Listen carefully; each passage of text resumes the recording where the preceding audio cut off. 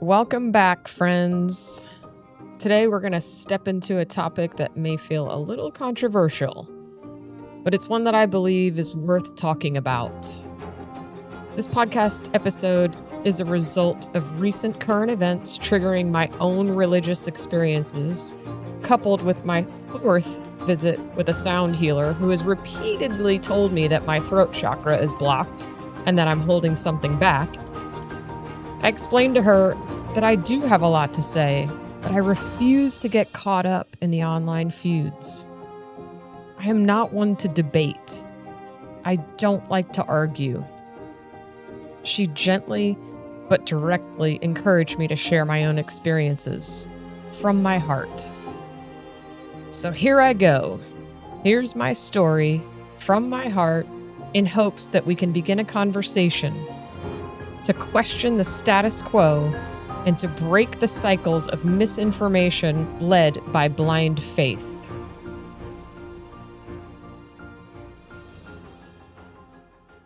Let me start by saying this. I'm not here to offend, convince, or tear anyone's faith apart. You may have heard me speak of some of these topics before, but there is information here that even my wife did not know until today. My goal is simply to open a conversation. I'm deeply grateful that we live in a free country where we can speak openly, but I'm also acutely aware that day by day, those freedoms are shrinking before our eyes. And so, instead of resorting to reactive or emotional posting, or the endless bickering we see online, I'd like to model something different. Honest reflection, respectful conversation, and curiosity. And that's the thing about faith and beliefs. They can be powerful, unifying, and deeply comforting, but they can also be unchecked, unquestioned, rigid, and destructive. When we're raised inside a system, whether it's a nation, a religion, or even a family, we often accept the rules and meanings handed to us without pause. We don't always stop to ask, who created these agreements? Who benefits from them? And what happens if I no longer agree? There's one thing Americans, and really most people in the world, can agree on: the US dollar. Its actual value may be debated, but when we walk into a store, hand over those bills, and walk out with groceries, nobody questions the exchange. In truth, those little slips of paper only hold power because of an agreement we made generations ago. An agreement we continue to uphold every single day. We've collectively decided that they mean more than their 75-25 cotton and linen blend. But what would happen if that agreement crumbled? And it makes me wonder, what other symbols or beliefs have we accepted without question? Take the American flag, for example. Some people attach so much meaning to it that they are willing to die for it.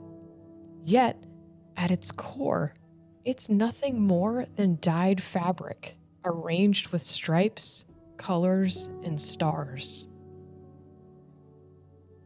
If we're going to have an honest relationship with faith and with one another, we need to be willing to ask questions, to listen, to seek, to admit that what we've been handed isn't always the full picture.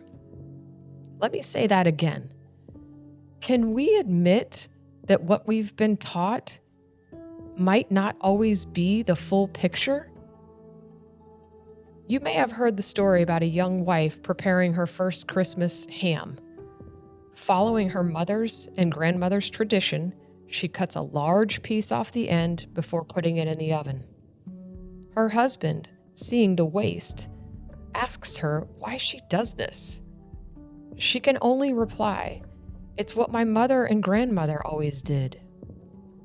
Upon investigating the family history, they uncover the simple, practical origin of this ritual. Her grandmother had a small oven and had to trim the ham to make it fit. Today, with larger ovens, this step is no longer necessary. This story highlights a common human tendency to blindly follow tradition without asking why or considering if the original reasons still apply. My hope is that you'll sit with these new concepts, not react, not argue, but really sit with it.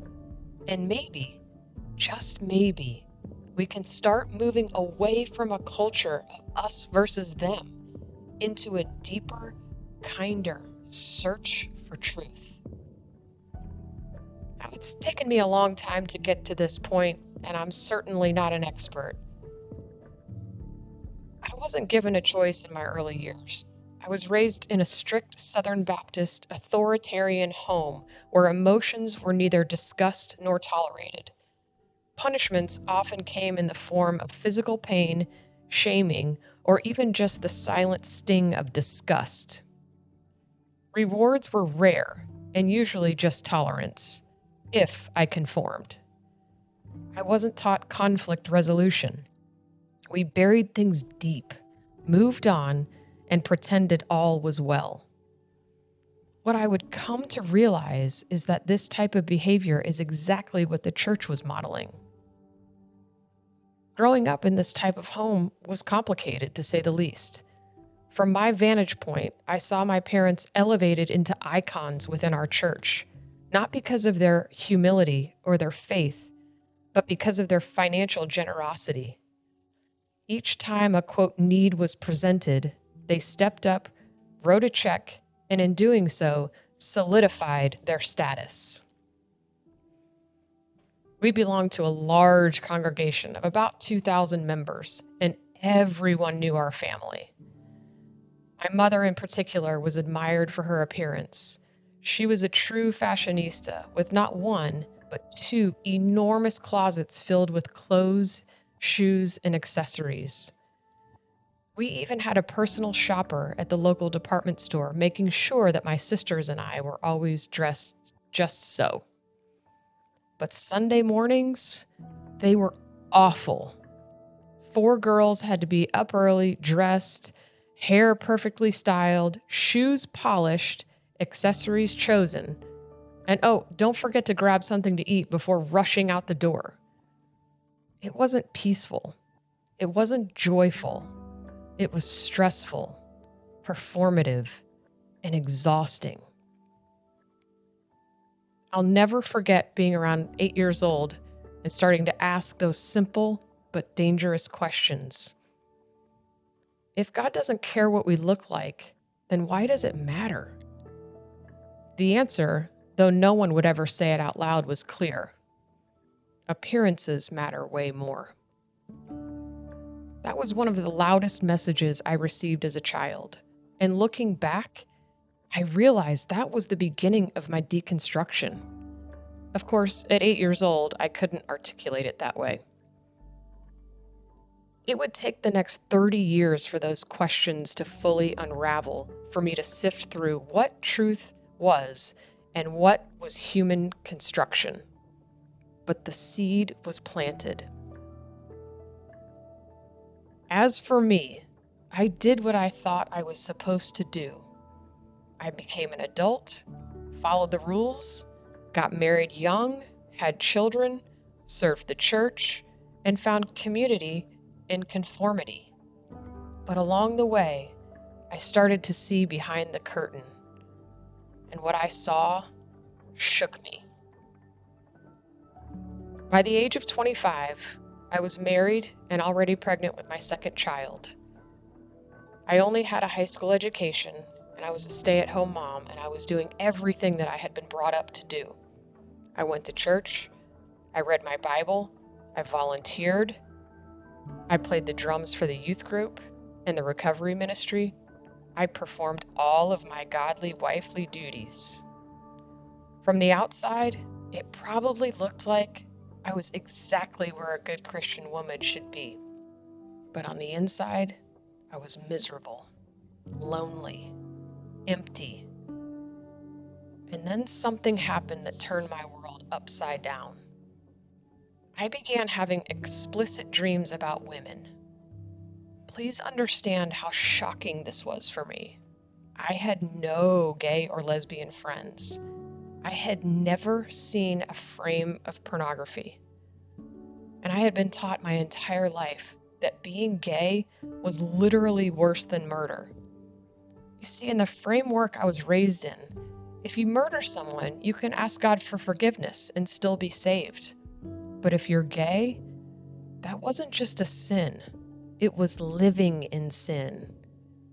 An identity that supposedly condemned you to burn in hell for all of eternity. And here I was, a young wife, a mother, a good church girl, trying to do all the right things. And yet, my heart, my soul was stirring in a way that I could not control. So I did what I had been trained to do. I sought help. I began seeing a Christian psychologist who told me that I wasn't responsible for my dream world. His advice? Journal more. Pray harder. Ask God to take away these sinful desires. So I followed those directions. But the desires didn't stop. My prayers shifted from polite requests to desperate begging. Still, nothing changed. I began to allow myself to explore the reality of my authentic self. Am I really gay?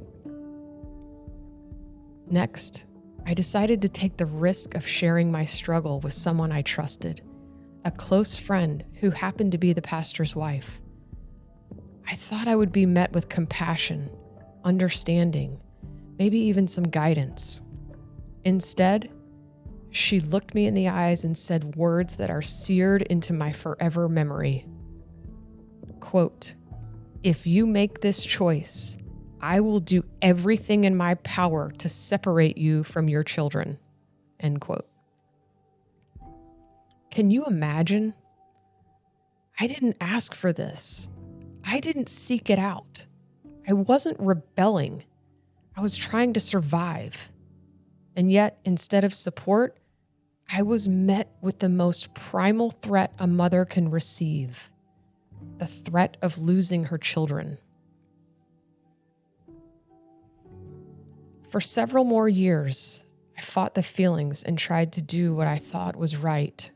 I did everything I'd been taught to do. More church, more prayer, more appearances of being the faithful wife and mother. But inside, the dissonance only grew louder. Physically, my body tried to tell me the truth. I had developed a severe case of IBS, constant alarm bells in my gut that something was deeply wrong. It felt like my body was protesting the life I was living, sending me signals I could no longer easily ignore. Those aches and urgent moments in the bathroom were a language I could not afford to mistranslate. I was not living authentically. I hit a breaking point, a desperation so raw I got down on my knees and begged God for one thing. Send me someone safe so that I could try this out, whatever this was, and then return to my husband and keep our family intact. I wanted to experiment in secret and then go back to the life everyone expected of me. I begged for a safe way to know whether this attraction was real. A few weeks later, someone did appear. A single, older woman from my past. Someone I trusted came back into my life. She lived an hour away and was willing, gentle, and open to exploring. For a fleeting, hopeful moment, I thought maybe this would solve everything. Maybe I could test the waters and then put everything back together.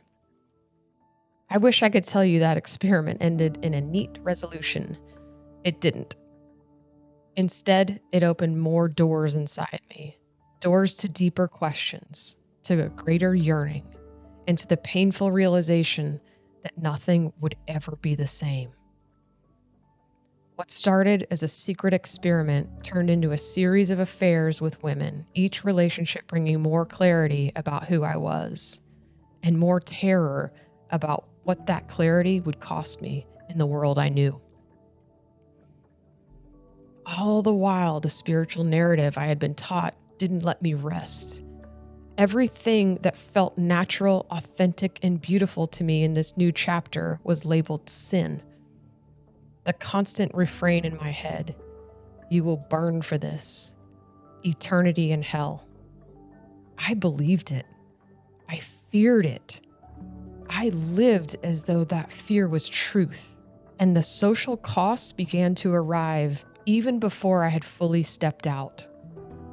My mother's reaction when I came out is carved into me. She stared at me with hatred and told me, quote, "You will lose everything, every friend, your church family, your ability to work, and clearly her love."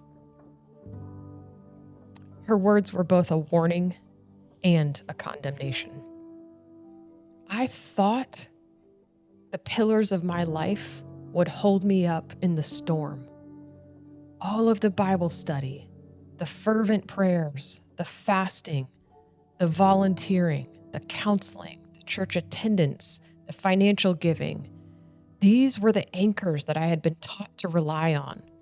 But when I needed them the most, they fell hollow. The structures that had promised safety and belonging were empty in the exact moment I needed compassion, not condemnation. During this period of my life, while I was privately wrestling with my own identity, I started a small side business converting VHS tapes to DVDs. That hobby grew into video editing and eventually into full video production. Most of my clients were churches and Christian schools because that was my world at the time. I filmed graduations, put together promotional videos, and even captured a few weddings and funerals. And this work gave me something I hadn't expected: access. I was exposed to the inner workings of churches, the business side of faith. And what I saw behind closed doors, and sometimes even in plain sight, was repulsive. When you attend church, what you see is a polished, beautiful, clean building, a well-dressed pastor delivering a carefully prepared sermon, live music, small groups divided by age for deeper Bible study, children tucked away in nurseries or Sunday school classrooms. In larger churches, entire youth wings with their own pastors. From the outside, it looks like a well-oiled, God-centered machine. But every one of those spaces has a budget. Behind the polished exterior are salaries, mortgages, car payments, and college tuition bills to pay. That pastor, he probably has a secretary who works long hours, sometimes for free, because she's been guilted into believing she's serving God. I watched good, faithful people work to the point of exhaustion in the name of ministry, while their pastors collected six-figure paychecks, living high on the hog. I saw respected, godly women, lifelong educators beloved by their students, suddenly fired to make room for a pastor's family member. I watched mentally challenged and poverty-stricken people drop their very last dollar into a give it all Sunday for yet another church need. I witnessed the wealthy manipulate the vulnerable. I personally knew of a car dealership owner who gifted vehicles to struggling single moms, but the cost was unspoken and forced sexual favors. Over and over, I watched churches exploit the financially insecure, the uneducated, and overwhelmingly women. And here's something else I witnessed multiple times. When pastors claim to be called to a new church, it was never to a smaller, humbler congregation. The calling always seemed to come from bigger stage, larger budgets, and a fatter paycheck. I saw it in my own church. The all-male deacon board hired a new senior pastor who had been fully vetted, and then after a few months of employment, they quietly covered up a DUI charge. I watched as that same church hire an attorney to successfully strip three children away from their mother after she came out as gay. Hey, guess where that money from the attorney came from? That's right, the offering plate.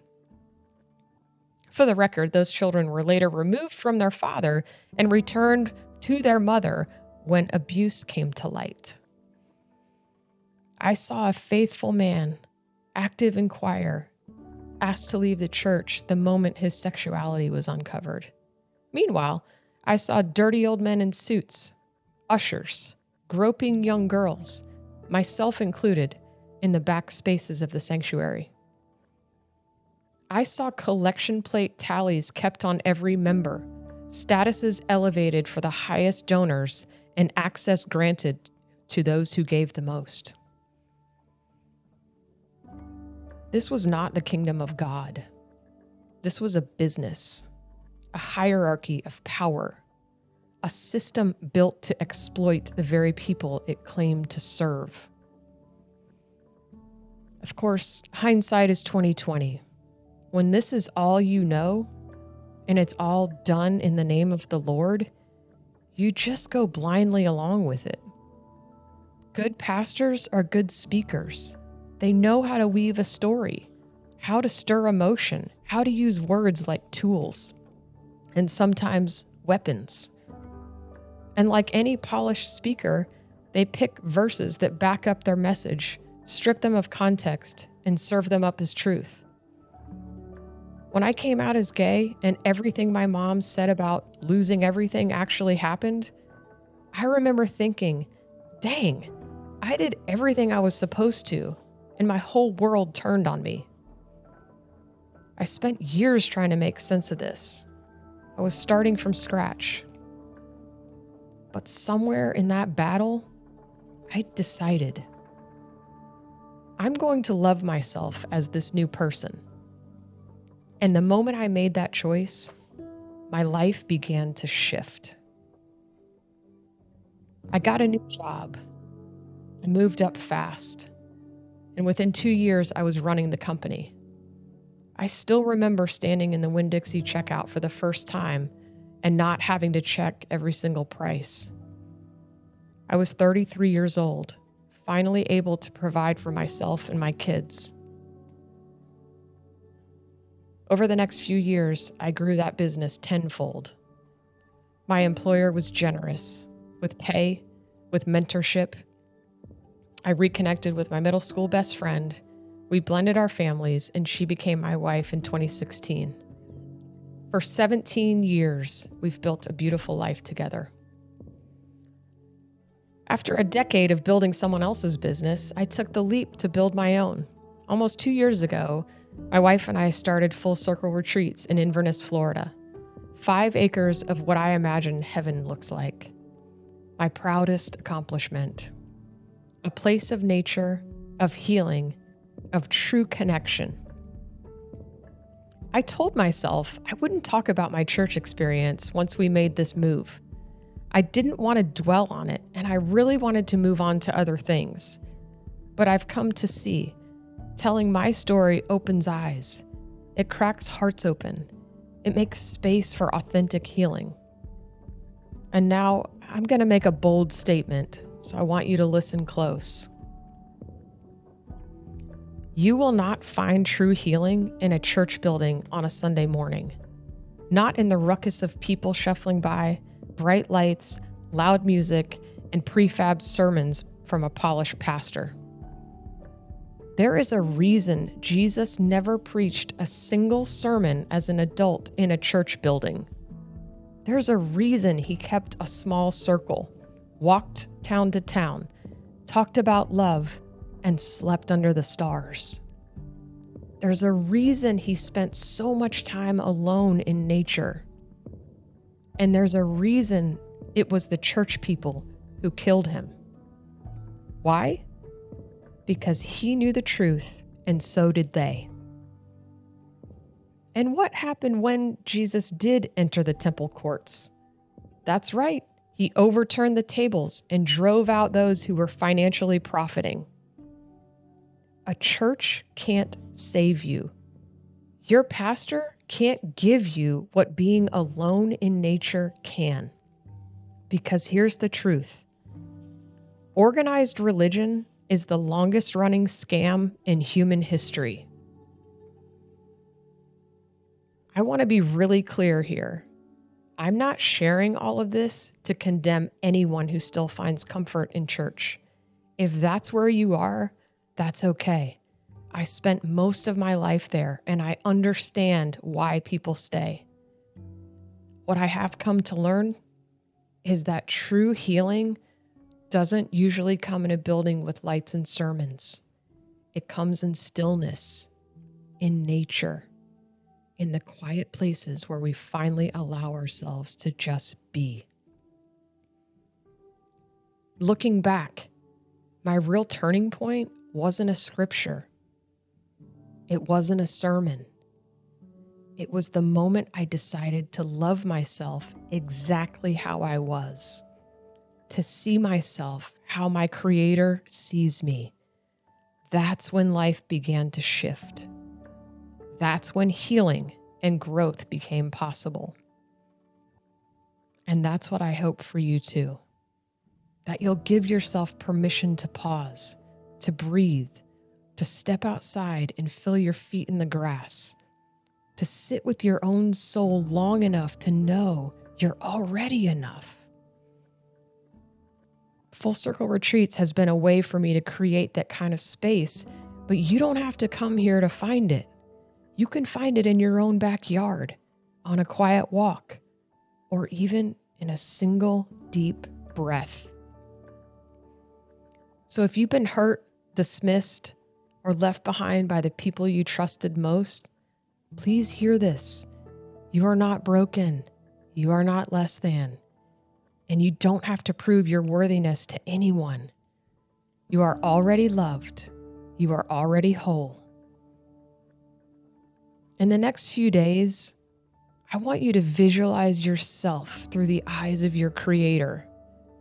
See yourself as a stunning and beautiful piece of original artwork. Look at yourself with awe and wonder.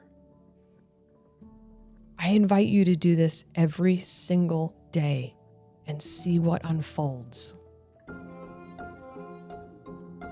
And finally, before I sign off and allow space for you to reflect, I ask that we all take a moment before posting anything online. Instead, ask yourself the deeper questions. Why is this triggering me to respond? What beliefs do I have tied to this? Does this post unite or divide? Thank you for listening.